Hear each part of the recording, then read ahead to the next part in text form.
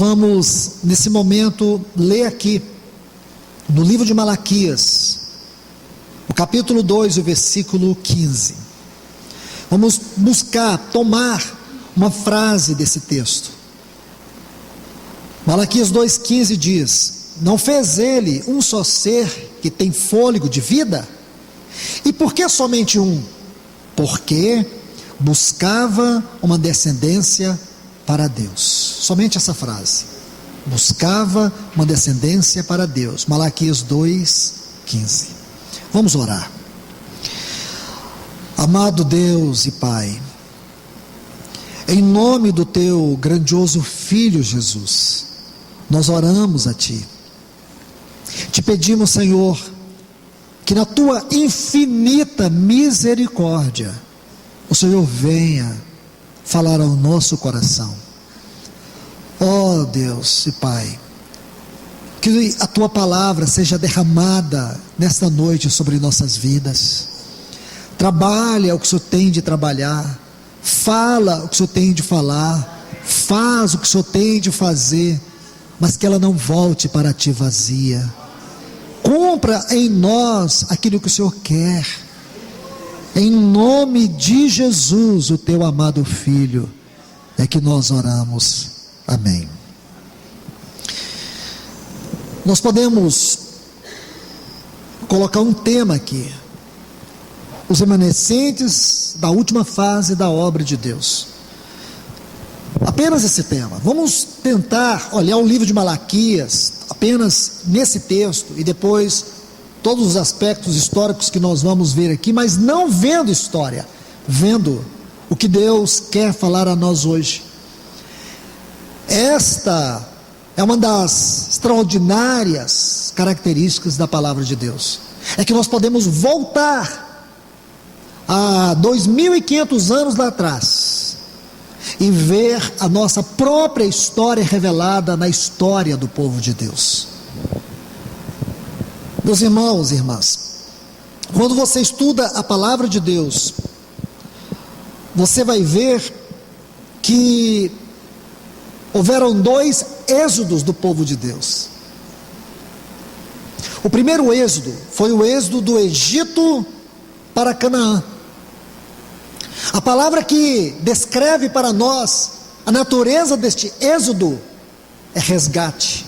Deus resgatou o seu povo, Ele tirou o seu povo do Egito. O Egito é uma figura do mundo, Faraó é uma figura de Satanás.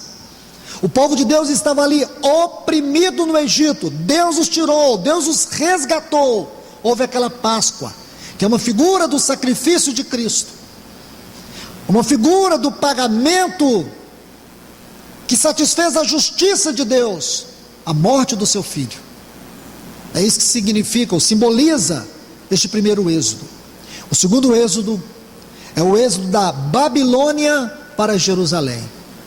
Babilônia nos fala de um mundo da religião confortável. Havia aproximadamente 800 mil judeus na Babilônia, e apenas 50 mil voltaram para Jerusalém. E o que nós podemos ver aqui? A palavra que descreve este êxodo é restauração. Quando você olha o primeiro êxodo, eles saíram do Egito para Canaã. Canaã nos fala da plenitude de Cristo. Eles saíram de um mundo de pecado para a plenitude de Cristo. Agora eles saem de um mundo, de uma religião confortável, de um contexto confortável, aonde eles aprenderam ou desenvolveram práticas religiosas que trazia para eles um falso conforto, onde eles puderam diluir o propósito eterno de Deus para o seu povo, enquanto o testemunho de Deus que estava em Jerusalém estava em ruínas. Então agora nós vemos que sair da Babilônia, sair deste conforto religioso e ir para a cidade, que era um símbolo de fé e também do testemunho de Deus, Naquela cidade estava a expressão do testemunho de Deus na terra. Aquela cidade tinha o templo. O templo era uma figura da fé, do relacionamento que eles tinham com Deus. Então agora era sair daquela falsa religião do conforto e voltar e restaurar o testemunho de Deus. Este é o segundo êxodo. Isso é muito importante. Nós nunca vamos entender o livro de Malaquias se nós não entendermos tudo o que aconteceu aqui. Que o Senhor nos ajude nesta reunião, poder ver todos os pontos possíveis aqui, mesmo que de forma panorâmica, mas que possamos entender a natureza do livro de Malaquias, porque aquelas 7 audiências de Deus com o seu povo, aquelas demandas de Deus, porque a tônica de Deus é tão carregada no livro de Malaquias, em relação ao seu povo. Eu creio que nós vamos entender o livro de Malaquias se nós entendermos este contexto. Vamos com muito cuidado. Alguns dados minuciosos que nós precisamos ver. Primeiro, lendo o livro de Esdras e o livro de Neemias, nós vamos entender alguns detalhes, alguns aspectos minuciosos, importantes. Se você estudar, você vai descobrir que 42.360 homens voltaram da Babilônia para Jerusalém. 7.337 eram servos, eram escravos. Desses, 200 eram cantores, levitas, que adoravam a Deus naqueles turnos que Davi ordenou, das famílias de Asaf, Amã e Jedutum. 400 eram sacerdotes e 74 eram levitas. Agora, olha a situação. O livro de Esdras encoraja os irmãos a estudarem este livro. Vou dar uma dica muito importante para vocês. Eu não sei quantos de vocês aqui compraram aquele livro do irmão Scroggie, O Descortinar da Redenção. Aquele livro, irmãos, não é um livro qualquer. Eu gostaria de que os irmãos entendessem. Aquele livro do irmão Scroggie é um livro, é o livro sobre o assunto de história da igreja, do Velho Testamento. Irmãos, você sabe o que me impressiona nesse livro? É como aquele irmão conseguiu extrair o melhor que ele podia do Antigo Testamento. É impressionante. Cada vez que eu leio, estudo aquele livro, eu fico impressionado como aquele irmão foi capaz de pegar detalhes, data, espaço, tempo, medidas, que nós nunca iríamos imaginar. Então, por favor, se os irmãos puderem, os irmãos que têm, e os irmãos que não têm, tente encontrar esse livro. Acho muito difícil, porque os irmãos fizeram apenas, se eu não estiver enganado, 1000 livros apenas, 1000 livros. E falo para vocês, talvez seja um dos mais impressionantes livros publicados. Ele levou 20 anos para escrevê-lo. 20 anos. 20 anos. Incrível, né, irmãos? Um livro que tem um valor, o valor dele comercial é simbólico, pelo grande valor espiritual que esse livro tem. Então, se os irmãos que têm, por favor, dê uma lida a partir do comentário que ele faz do livro de Esdras, Ageu, Zacarias e Neemias. Faça isso. Mas faça isso não apenas lendo, sublinhe. Tente depois à mão, no seu computador, coloque sua Bíblia do lado, vai colocando na sua Bíblia os dados ali. Descubra todos os salmos que vai surpreender vocês. Todos os salmos que os irmãos tiveram inspiração de compor nesse período. Vocês vão ficar impressionados. Salmos que vocês conhecem, vocês vão ficar mais impressionados de saber a história deles agora. Aí vocês vão ler o salmo e vão ler as histórias, vocês vão ficar impressionados. Então, por favor, façam isso. Então vamos voltar aqui. Amados em Cristo, olhando a situação de Jerusalém naquele tempo. Você se lembra muito bem, o livro de Jeremias nos conta isso. A cidade foi devastada pela Babilônia. A Babilônia entrou em Jerusalém, destruiu o templo, devastou a cidade, destruiu as suas portas, os seus muros. Lembre-se daquele templo que Salomão erigiu em honra e glória a Deus, agora estava ali, queimado, suas portas destruídas. Aquela cidade que Davi conquistou cada parte dela, com tanto sangue derramado, agora aquela cidade, que lá em Deuteronômio 12 diz que é uma cidade que estava na terra para expressar o testemunho de Deus. Deus colocou o seu nome naquela cidade, agora estava em ruínas, em vergonha e opróbrio. Aquela cidade era uma figura visível do testemunho de Deus, do seu relacionamento com o seu povo. Agora estava ali em opróbrio, em vergonha. Aqueles cativos que foram levados para a Babilônia, durante 70 anos estavam lá. Agora Deus vai trazê-los de volta, Deus vai chamá-los. O capítulo 9 de Daniel nos mostra isso, Daniel clamando a Deus, para que Ele movesse o coração do seu povo, e os levasse de volta para Jerusalém. Então a cidade estava em ruínas.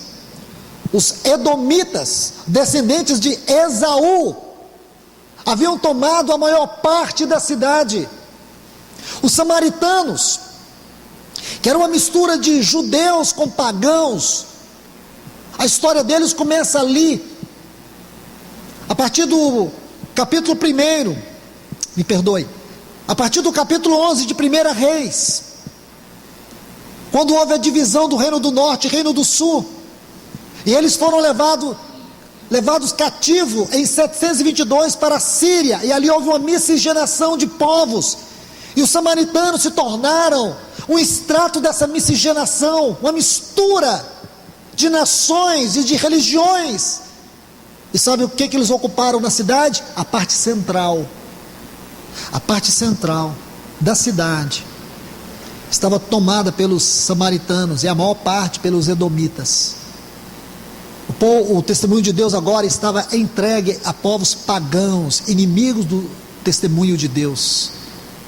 Enquanto o povo de Deus e a cidade, os poucos que ficaram, eram os idosos, doentes, que não tinham condições de fazer nada, estavam ali humilhados.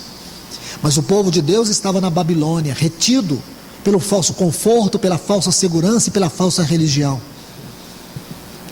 Conforto, segurança e religião é tudo que as pessoas buscam nesse tempo.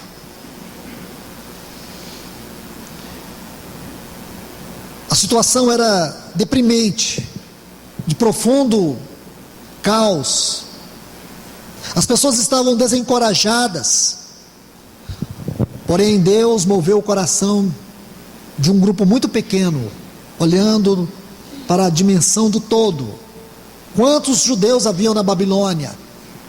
E aqueles poucos, 50 mil, você pode pensar é muito, mas para os desafios, eles eram poucos. Para voltar e possuir a cidade, enfrentar todos os inimigos. Mas eles não voltaram, irmãos, porque eles queriam restabelecer um reino. Eles voltaram porque eles queriam restabelecer a glória do nome de Deus na terra.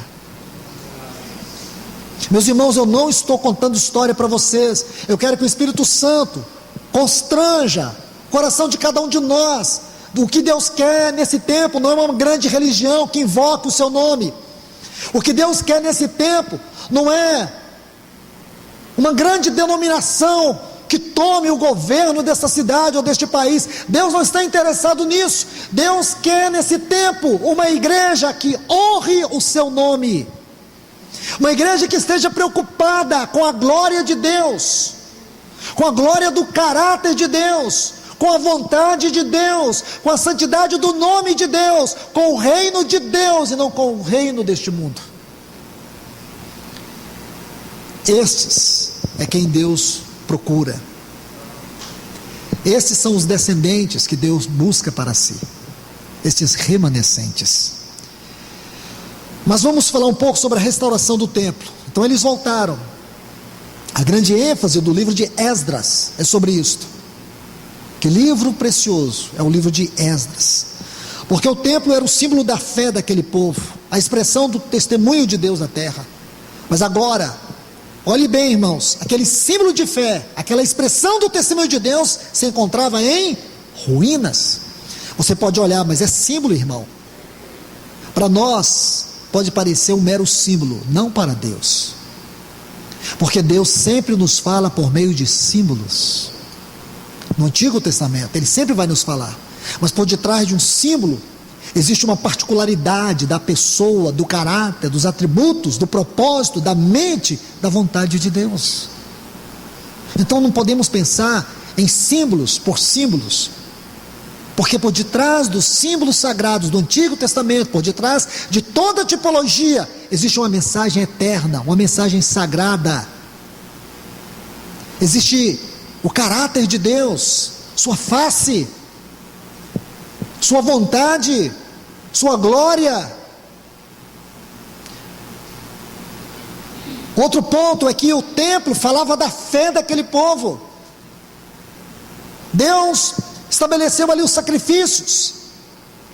Se você estudar a partir de Êxodo capítulo 25, quando Deus ordena a construção do tabernáculo, depois Deus estabelece todo o serviço e todo o sacerdócio na sua casa, tudo aquilo nos foi dado para falar de Cristo, sua pessoa e obra. Então, irmãos, quando nós olhamos para isto, você vê que a fé daquele povo, que fazia aqueles sacrifícios, que fazia todas as suas ofertas, demonstrava a sua fé.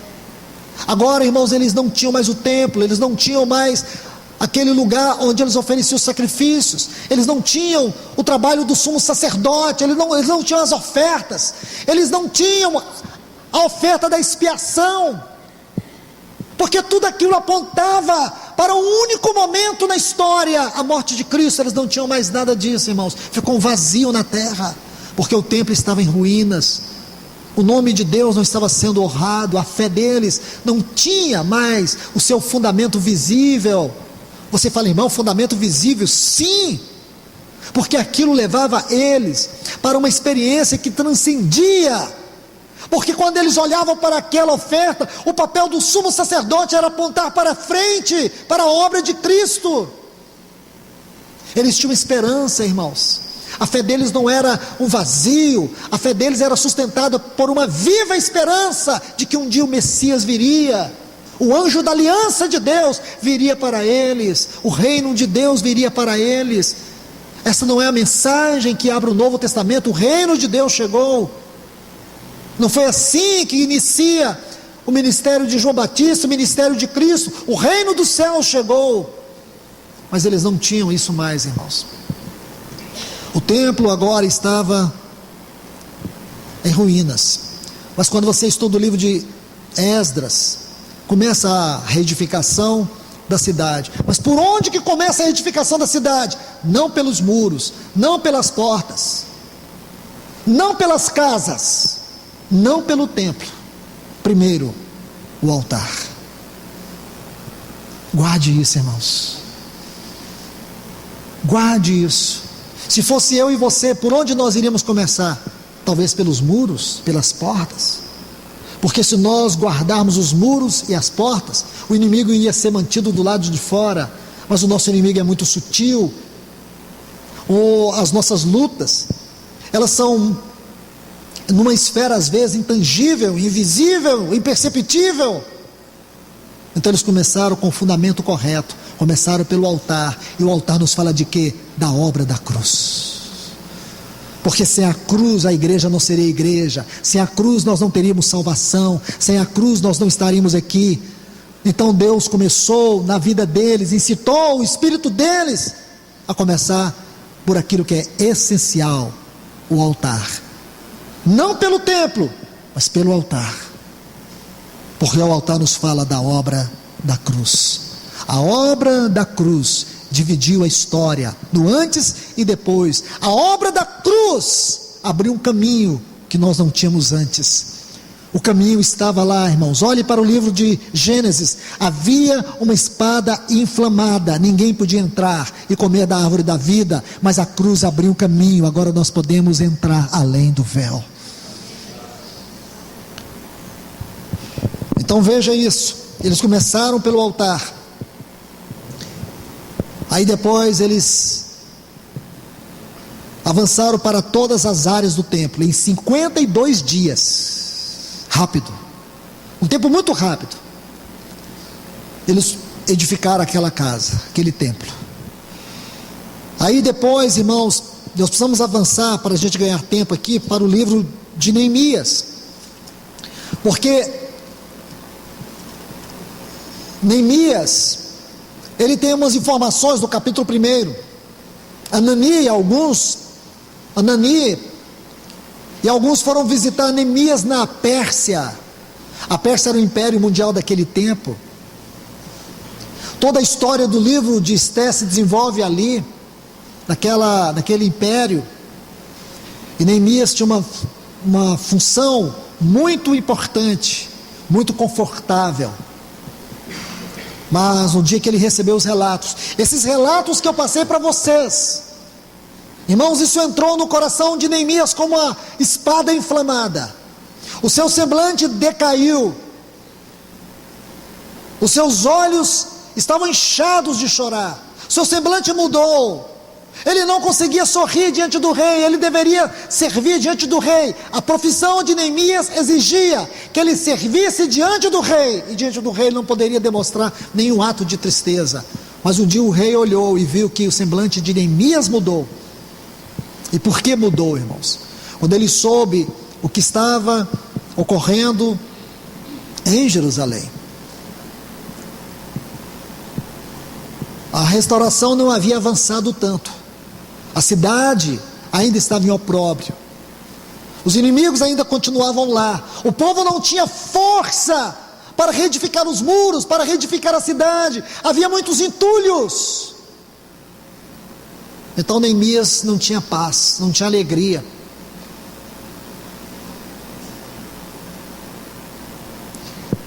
Sabe, irmão, eu acho que nós precisamos entender melhor as coisas de Deus. É com tristeza profunda que digo isso para vocês. O povo de Deus hoje é constituído por 3 tipos de pessoas. Primeiro, pessoas que nunca nasceram de novo. Existe no meio do povo de Deus muita mistura. Primeiro, pessoas que nunca nasceram de novo, nunca experimentaram um novo nascimento. É crente, mas não regenerados. É crentes, porém não creem numa fé viva e real. São crentes, mas são religiosos. Mas aqui tem o segundo grupo, que são os religiosos. Não são esses, esses são piores. Bom, não sei o que é pior aqui, porque os dois estão perdidos. Mas o primeiro grupo é constituído de pessoas que nunca nasceram de novo.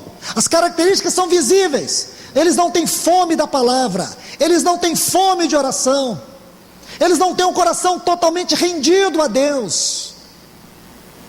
Essas são dificuldades que você pode perceber de maneira preliminar na vida dessas pessoas que não são regeneradas. O fruto do Espírito não é visível. O que eles têm é uma vida cristã dissimulada. Isso serve para o segundo grupo, que eu vou falar agora. O segundo grupo que tem constituído os cristãos desse tempo são os religiosos. Eles amam a religião cristã, mas a vida cristã não é religião.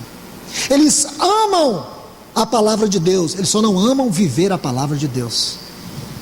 Eles amam a Cristo, mas eles não amam viver Cristo. Porque o amor deles por Cristo é o amor que se tem por uma imagem, por um amuleto, por um animal de estimação, por qualquer coisa. É um amor leviano, é um amor falsificado, não é um amor real, não é um amor que entrega tudo, não é um amor que se rende. Então o segundo grupo são os religiosos. Eu teria muito para dizer para vocês sobre esses dois grupos. E por último, a cristandade hoje, no meio da cristandade também, existe um povo salvo, lavado, convertido, comprado pelo sangue de Cristo Jesus, e que estes podem ter pouca força, estes podem ser um número muito pequeno, mas eles não negam o nome do Senhor, eles amam a palavra de Deus, Eles batalham com toda dificuldade, mas eles lutam para viver Cristo. Eles não apenas amam Cristo, mas eles se desesperam e batalham para viver Cristo. Eles não amam a palavra de Deus de maneira literária, eles amam a palavra de Deus como vida. Eles amam a palavra de Deus como uma voz vinda do trono de Deus.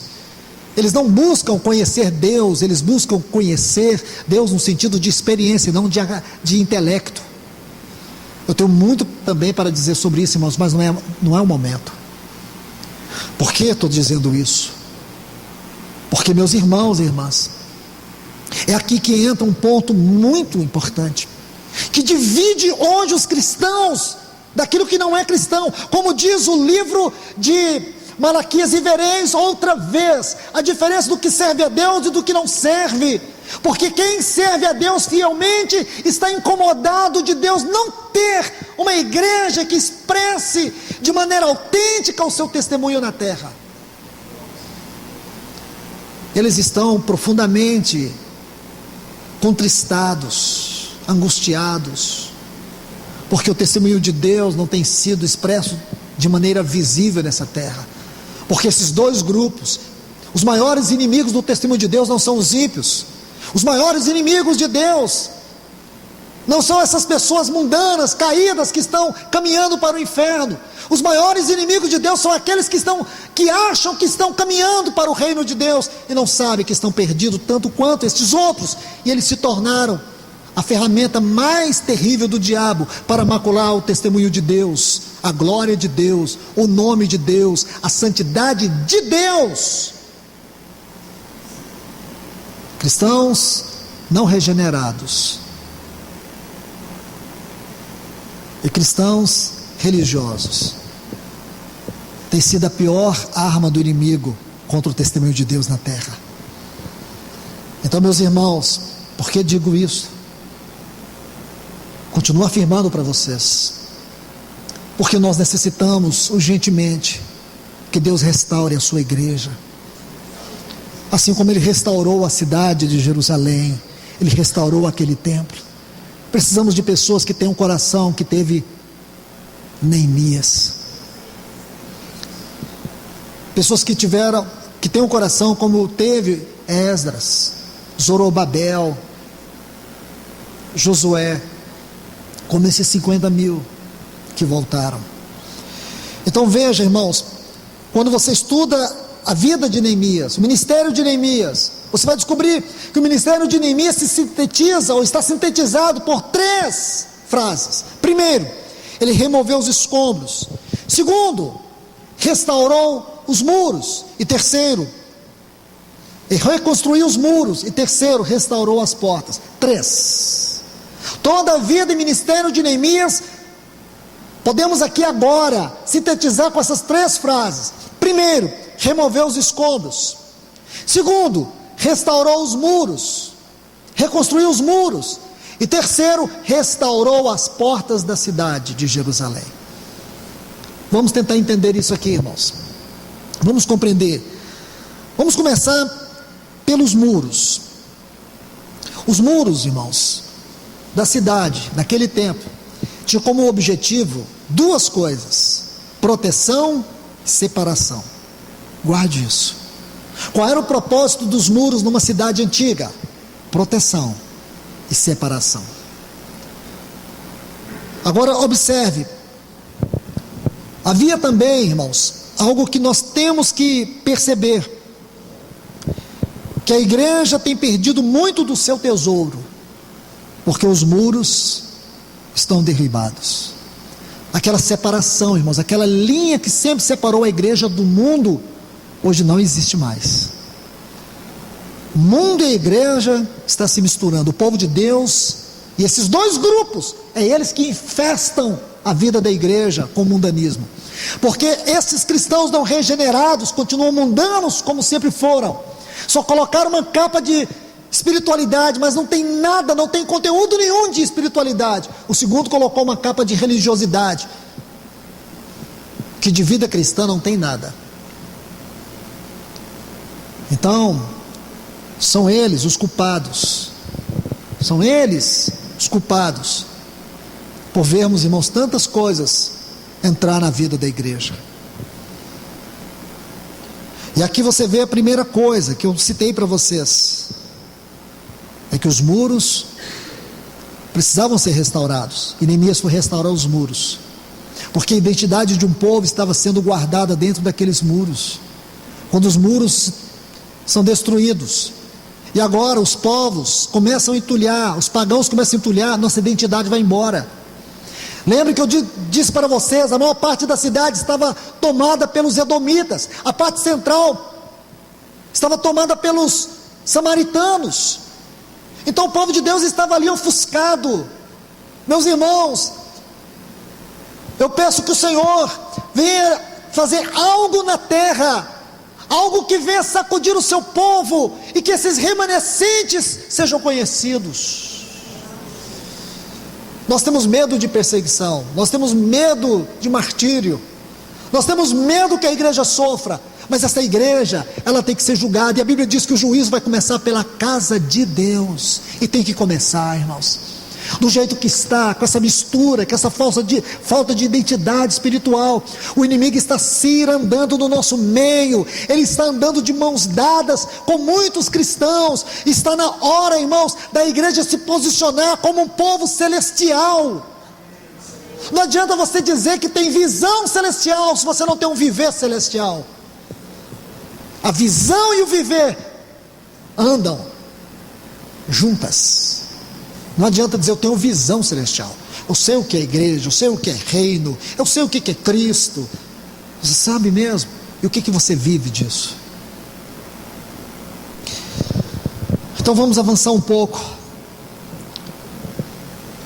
mas quero ainda, irmãos, frisar aqui, quando o inimigo queria destruir a identidade de um povo, derrubava os seus muros.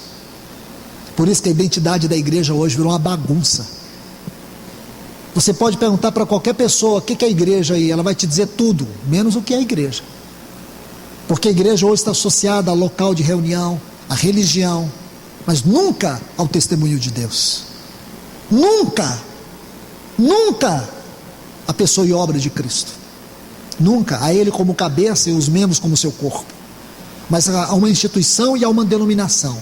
Isso não é igreja. Isso aí é simplesmente resultado dos muros, daquilo que sempre nos separou, desde que o povo de Deus foi chamado nessa terra, desde os patriarcas antigos, sempre houve uma diferença dos que servem a Deus e dos que não servem. Um outro ponto aqui, que descreve o ministério de Neemias. Neemias restaurou as portas. Se você estudar o livro de Neemias, você vai ver 20 vezes a palavra portas. Agora, se você estudar nessas 20 vezes, você vai ver uma grande ênfase a portas queimadas, portas destruídas. Nessas 20 vezes, vocês vão ver isso: portas queimadas, portas destruídas. Neemias capítulo 1, versículo 3, naquele relato de Anani para Neemias. Neemias capítulo 2, versículo 3, Neemias capítulo 2, versículo 13, somente isso.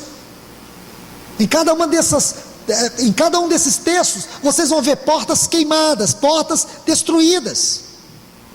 Irmãos, o que é que nos fala portas? Portas tem a ver com segurança. Segurança. Uma cidade sem portas era uma cidade que não tinha nenhum seguro, nenhuma segurança. Poderia ter os muros, mas se não tivesse as portas, não haveria passagem, não haveria trânsito e muito mais. E acima de tudo, não haveria nenhuma segurança. Por isso que as portas eram feitas, muitas delas, de bronze, para que não fossem destruídas. Porque toda a segurança de um povo dependia das suas portas. Porque os muros eram muito altos e às vezes intransponíveis. Mas toda a resistência de uma cidade estava nas suas portas. Por isso eles faziam portas de bronze, para que elas pudessem sofrer todo tipo de ataque e forças. Mas o povo não suportou o cativeiro da Babilônia, porque o cerco durou 6 anos. Eles começaram a morrer dentro da cidade. até que eles não suportaram e cederam pelas portas, e o inimigo entrou. O inimigo entra pelas portas, mas olha o que o Senhor Jesus disse, que Ele iria edificar a sua igreja, e as portas do inferno não iriam prevalecer. Não é as portas da igreja, é as portas do inferno. Isto é, a igreja não entraria pelas portas do inferno. Nós não vamos entrar pelas portas do inferno, mas muitas vezes o inferno tem entrado por brechas que esses falsos cristãos e esses religiosos têm dado. Meus irmãos e irmãs, que tragédia tem ocorrido. Sabemos que o Senhor, você pode olhar aqui, irmãos, por toda a Bíblia, especialmente nesse contexto, por mais que o inimigo tivesse adentrado aquela cidade para destruir a identidade do povo, testemunho de Deus, Deus não desamparou o seu povo. Deus nunca desamparou o seu povo, porque o propósito de Deus inclui o seu povo. Ele busca uma descendência para si, e Ele não desistiu da igreja ainda. Ainda há remanescentes nessa terra. Então veja isso, irmãos. Jeremias, aqui no livro de Lamentações, se vocês puderem ver comigo, eu quero citar aqui alguns textos. Nos dá 3 textos que podem muito bem definir para nós o significado de portas. Lamentações de Jeremias. E por que este livro? Porque ele está dentro de todo o contexto histórico, que compreende os livros da restauração do testemunho do Senhor. Jeremias capítulo 1, versículo 4 diz, Lamentações de Jeremias capítulo 1 e o versículo 4, diz assim: os caminhos de Sião estão de luto, porque não há quem venha às festas solenes. Todas as suas portas estão desoladas, seus sacerdotes gemem, suas virgens estão aflitas, e elas se encontram em amargura. Oh, meus irmãos e irmãs, todos os que conhecem bem este livro de Lamentações sabem que esse é um livro que não pode ser lido de qualquer maneira, porque quando você conhece o que está por detrás desse livro, é impossível você ler esse livro e não sentir um nó na garganta. É impossível você ler este livro e não sentir calafrios, porque você sabe que contexto este livro foi escrito. O texto original desse livro, irmãos, foi mudado. Lamentações foi simplesmente uma ideia que os tradutores das edições modernas da Bíblia fizeram, porque o título de Lamentações no hebraico é Eka, e sabe o que significa essa palavra? Desolação, destruição, ruína. É isso que significa. Mas não seria muito agradável, do ponto de vista literário, nós ter um livro na Bíblia chamado de desolação. Vamos abrir aqui em Desolação capítulo 1. Essa palavra não pode, irmãos, perder o seu sentido na banalidade do nosso conceito. Essa palavra é dura. Jeremias, quando ele escreveu esse livro, foi quando a cidade estava destruída. O fogo havia tomado os seus portões, as casas. Centenas e milhares de judeus estavam mortos. Toda a família real estava sendo levada cativa. Então Jeremias passou 40 anos pregando para aquele povo, tentando converter os seus corações a Deus. 40 anos ele denunciou o pecado e não teve nenhuma resposta, irmãos. 40 anos. Então agora ele sobe lá naquele monte da caveira, ali naquela caverna, ele escreve este livro. Então é tendo esta visão que você deve ler as palavras de Lamentações. Então ele diz assim: os caminhos de Sião estão de luto. Irmãos, o que significa Sião para você? O que significa Sião? Sião é uma figura, espiritualmente falando, Sião é uma figura dos remanescentes, é a fortaleza de Jerusalém. Lá em 1 Crônicas 11 nós temos a conquista de Sião pelos valentes de Davi, Que linda história nós temos aqui, amados irmãos. É uma figura da igreja gloriosa. Sião está de luto. Isso tem que doer o nosso coração. Mas aqui é um enfoque ainda. Não há quem venha à reunião solene, isto é, o culto acabou. O culto acabou. Agora veja, todas as suas portas estão desoladas, porque as portas estão desoladas. Nós não temos um culto solene. Sião está vestida de luto. Sião não deixou de ser Sião, mas ela está de luto, porque não temos a reunião solene do povo de Deus. Porque a reunião do povo de Deus na terra era o testemunho da sua presença, era o testemunho da sua satisfação. Só tinha reunião solene se Deus encontrasse satisfação no seu povo. Então a reunião solene não existe mais. Isto é, Deus não encontra mais prazer no seu povo. Por isso nós não temos a reunião solene, e Sião está de luto. Está vendo aqui? Por isso os sacerdotes gemem, as virgens estão tristes. Vamos para o capítulo 2, versículo 9. Ele diz: as suas portas caíram por terra. Ele quebrou e despedaçou os seus ferrolhos. O seu rei e seus príncipes estão entre as nações onde já não vigora a lei, nem recebem visão alguma dos seus profetas. Agora eu quero que vocês observem a revelação aqui. Suas portas caíram. Então, se as portas caíram, nós não temos mais a lei. A lei do Senhor é a sua palavra. E agora nós não temos nenhuma visão dos profetas. Por quê, irmãos? Porque os profetas são aqueles que comunicam a mente de Deus e o propósito de Deus. Então nós não temos mais a revelação da mente e do propósito de Deus na sua palavra, porque as portas caíram. Vamos para o capítulo 4, versículo 12. Não creram os reis da terra, nem os moradores do mundo, que entrasse o adversário inimigo pelas portas de Jerusalém. Observe esse texto com todo cuidado. Olha o que Jeremias está dizendo aqui: que nenhum dos reis da terra, nenhuma das pessoas do mundo podia imaginar que o inimigo entrasse pelas portas de Jerusalém, porque a força das portas de Jerusalém não estava nelas, estava no testemunho de Deus.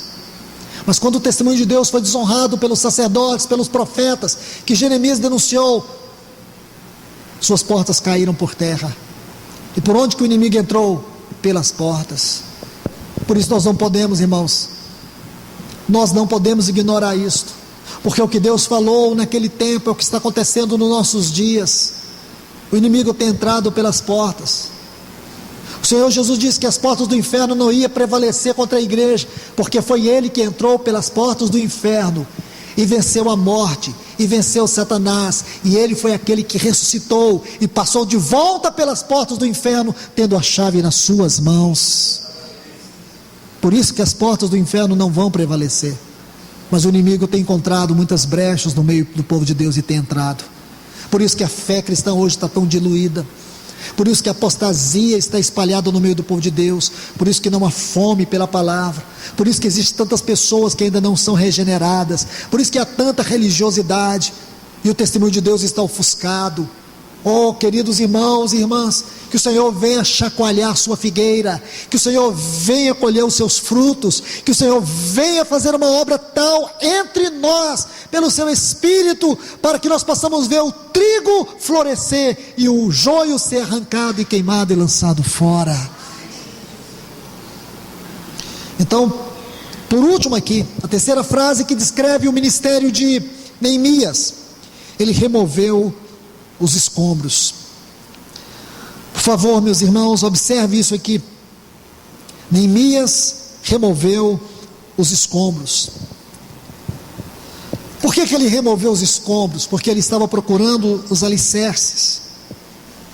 Havia muito entulho, precisava descobrir onde estavam os alicerces do muro, para que pudessem ser restauradas as portas, para que os muros fossem restaurados, para que as casas fossem restauradas.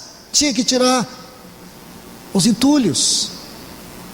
Não poderiam eles restaurar as casas, nem os muros e nem as portas, porque os entulhos tinham que ser removidos. Então agora Neemias e seus homens eles vão remover todo o entulho. Por favor, veja comigo aqui no capítulo 4 do livro de Neemias. Neemias, capítulo 4, o versículo 10. Ele diz assim: Disse Judá,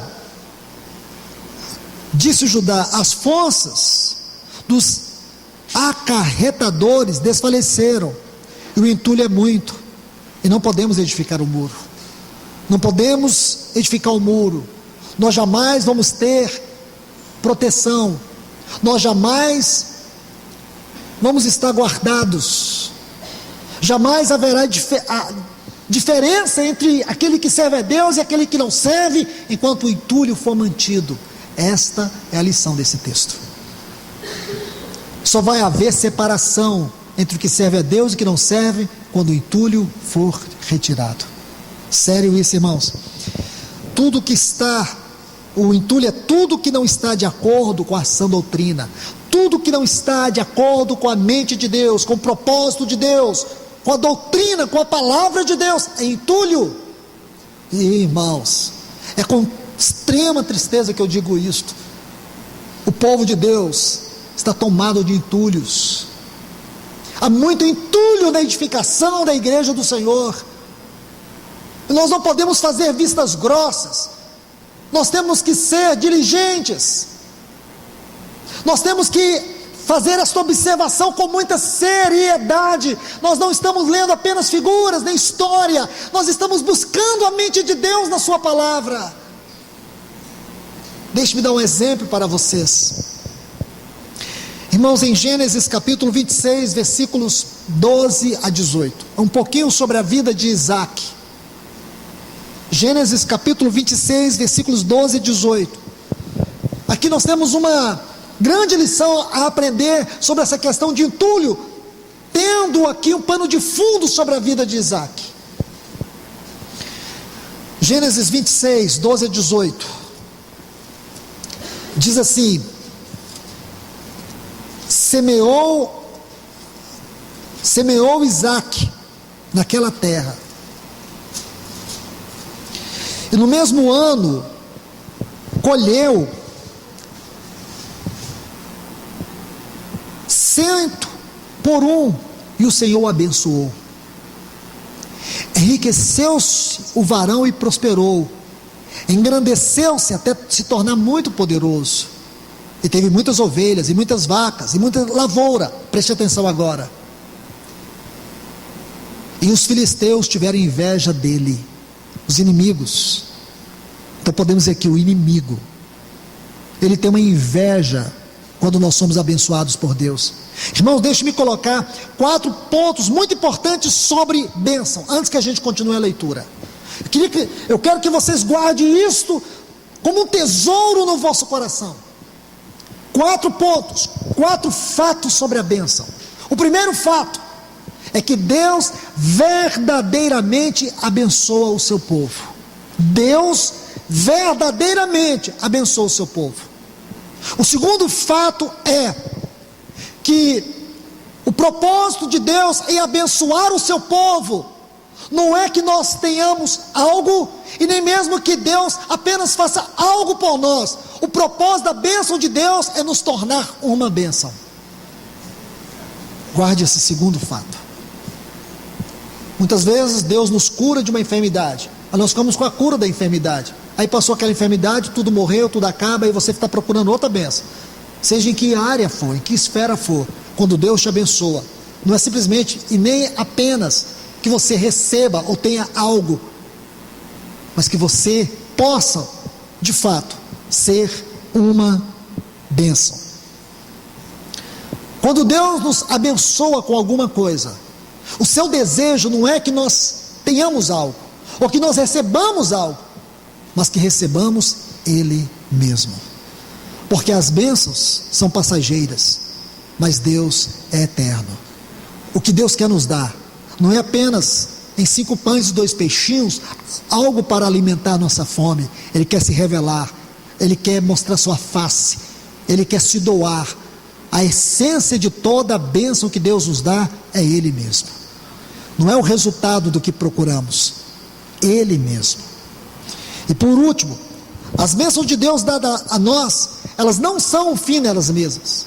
Observe isto, o propósito da bênção é nos dar o quê? Crescimento espiritual.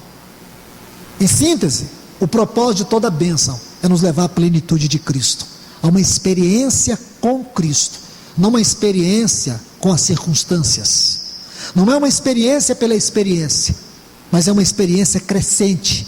O propósito é nos dar mais dele, para que um dia nós cheguemos à plenitude de Cristo. Então vamos voltar aqui à leitura dos textos. Versículo 15. Então os filisteus tiveram inveja dele. Versículo 15: todos os poços que os criados de Abraão seu pai em seus dias tinham aberto, os filisteus que tinham inveja dele, entulharam. Então disse Abimeleque a Isaque: aparta-te de nós, porque muito mais poderoso que nós tu tens feito. Aí versículo 17: Isaque saiu dali e acampou no vale de Gerar e habitou lá, e tornou a abrir Isaque os poços de água que foram abertos nos dias de Abraão seu pai, e que os filisteus taparam depois da morte de Abraão, e os chamou pelos nomes que seu pai os havia chamado. Está vendo aqui, irmãos? Então vamos observar alguns pontos aqui. Observe, irmãos, os filisteus tinham inveja dele. O inimigo não tem nenhum prazer que nós sejamos agraciados, abençoados, porque o inimigo sabe muito bem que o propósito de Deus nas bênçãos tem a ver com esses fatos que eu acabei de lhes falar. E se nós capturarmos isto, e não apenas bênção, nós vamos crescer. E tudo que Satanás não quer é que você cresça. Ele não se importa com o que você está recebendo de Deus, ele se importa se naquilo que você recebe de Deus, você está recebendo o próprio Deus. Isso ele se importa. E é aí que ele vai te confundir, te distrair e te enganar. Então observe, versículo 15: e por isso, quero que você observe essa frase, e por isso o inimigo entulhou os poços. Sabe por que o inimigo entulhou os poços? Porque Isaque era uma bênção, porque o Senhor estava abençoando ele. Então agora Isaque, irmãos, está sendo abençoado. O que o inimigo fez? Movido de inveja. Movido de inveja. O que ele fez? Entulhou os poços. O que o Espírito está nos falando aqui, irmãos? O que o inimigo está fazendo? Ele não quer que você seja uma bênção. Então sabe o que ele está fazendo? Ele está entulhando sua vida. Veja quanto entulho do inimigo existe dentro de você. Veja quanto entulho do inimigo está dentro da sua casa, roubando o seu tempo de oração, roubando o seu tempo de comunhão com Deus, roubando o seu tempo com a palavra, roubando aquilo que é o melhor de Deus em você, com você. Veja quantos entulhos existem na sua vida. Sabe por que Satanás entulha? Porque ele não quer que você seja uma bênção. Aqui, meus amados irmãos, nós temos que observar que Neemias removeu todos os entulhos. A cidade foi restaurada, seus muros, suas portas, o templo, o culto, tudo foi restaurado. E por quê, irmãos? Porque Deus levantou estes homens, Josué, Zorobabel, Esdras e Neemias. Mas antes de terminar, e aqui eu vou ser bem rápido, houve um atraso de 15 anos naquela reedificação. Eu não posso terminar hoje sem falar isso, mas eu falo rapidamente. 15 anos, porque o inimigo ele quer atrasar a obra de Deus. Eu não sei quanto tempo nós estamos atrasados, mas que o Senhor nos perdoe, porque nós temos atrasado a sua obra e o seu propósito, porque nós podemos estar atrasando 15 anos. Aquela obra parou, mas graças a Deus ele levantou 2 profetas. Encorajo vocês a ler os livros de Ageu e Zacarias. Nesse tempo Deus levantou 2 profetas para encorajar o povo a voltar. Um era idoso, o outro era bem jovem. Ageu era idoso, Zacarias era jovem. O ministério de Ageu durou 4 meses, ele proferiu 4 palavras. Que profeta é esse, irmãos? Às vezes nós queremos pregar muito, falar muito, queremos muito, mas Ageu só foi 4 meses e ele proferiu 4 palavras. Este é o seu ministério, mas o ministério é essencial. Irmãos, o que nós temos que preocupar é se o nosso encargo é essencial, não é se ele é cheio de muita coisa. Assim que você está fazendo é o essencial de Deus. Faça tudo de acordo com o limite que Deus colocou para você fazer. Mas aqui está, irmãos. Então, passando rapidamente, os samaritanos se misturaram ali com eles, ofereceram para reedificar o templo. Aí Zorobabel e Josué não permitiram. Isso está no capítulo 4 de Esdras. Aí sabe o que eles fizeram? Eles colocaram resistência, e a resistência deles foi tão tremenda que o povo começou a se sentir desencorajado, desanimado. E esse momento onde o povo ficou ali tomado por aquelas afrontas, desencorajados, desanimados, não foram 15 dias, 15 anos. 15 anos é muito. 15 anos é muito. Mas Deus levantou os seus profetas. Irmãos, que Deus levante homens que comuniquem a sua mente, homens que comuniquem a sua palavra, e anime o seu povo, restaure o seu povo, a força do seu povo, a coragem do seu povo, para que nós possamos avançar e a edificação de Deus continue, porque vai ser em nós, através de nós, por nós, que Deus vai fazer essa obra da restauração, até Cristo ser formado em nós, irmãos. Mas é importante, tem homens como Ageu, como Zacarias. Então estes homens foram levantados aqui. Um texto importante para vocês ler, Ageu capítulo 1, versículos 13 a 15, Ageu capítulo 2, versículos 1 a 4, Zacarias capítulo 1, versículos 15 a 17, eu vou repetir para vocês lerem em casa. Ageu capítulo 1, versículos 13 a 15, quando ele diz assim: Ageu, enviado pelo Senhor, falou ao povo, segundo a mensagem do Senhor, dizendo: eu sou convosco, diz o Senhor. O Senhor despertou o espírito de Zorobabel, filho de Salatiel, governador de Judá, e o espírito de Josué, filho de Josadaque, o sumo sacerdote, e o espírito do restante do povo. Olha aqui, irmãos, o espírito dos remanescentes.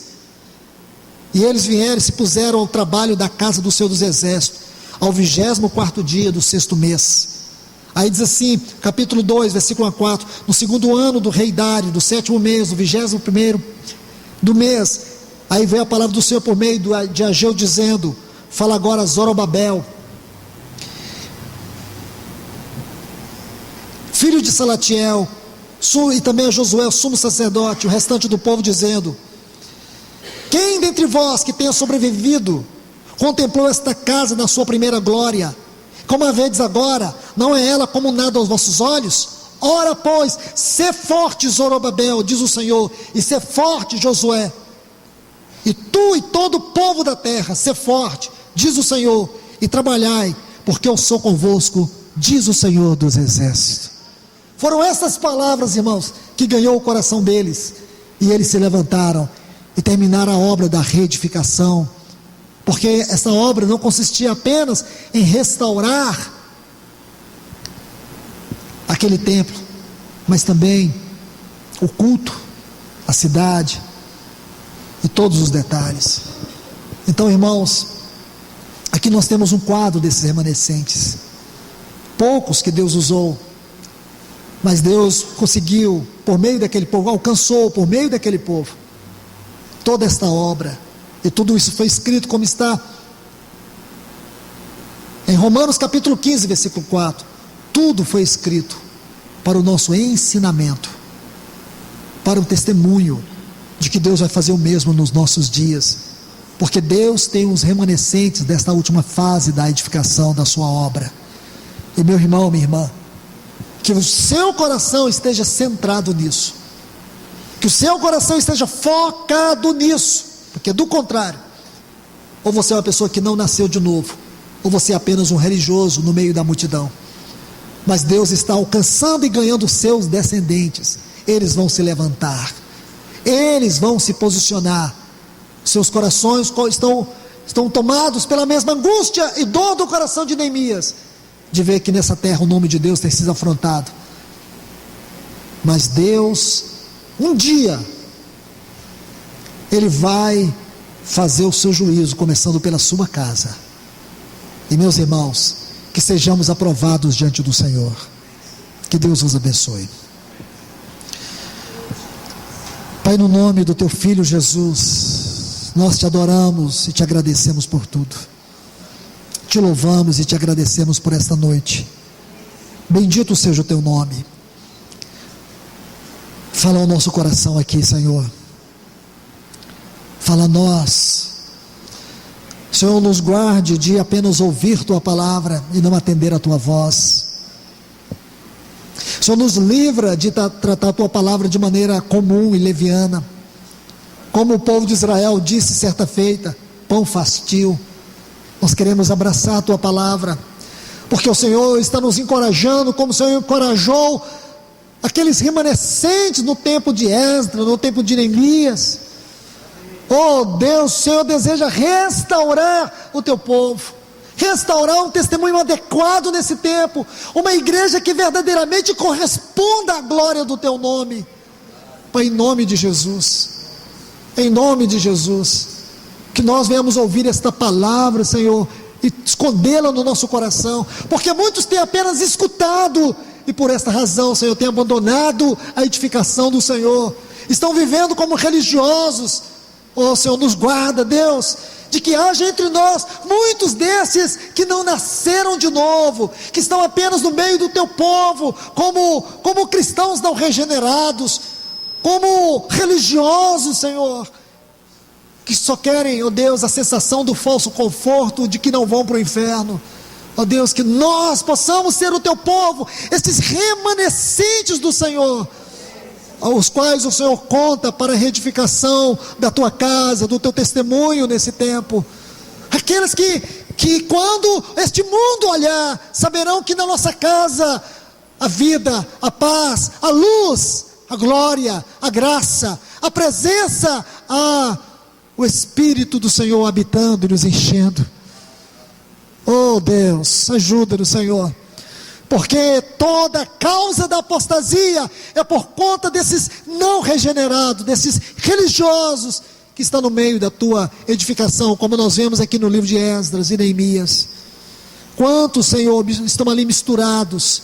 Oh Deus, guarda o teu povo dessa mistura, tira-nos dessa mistura, Senhor. Oh Senhor, que teu testemunho, o teu perfume, Cristo amado, possa exalar da nossa vida, das nossas palavras, do brilho dos nossos olhos, em nome do teu Filho Jesus, ó Deus. Nós oramos nesta noite, aqui como tua igreja nós oramos, em nome de Jesus, ó Deus. Amém, Senhor.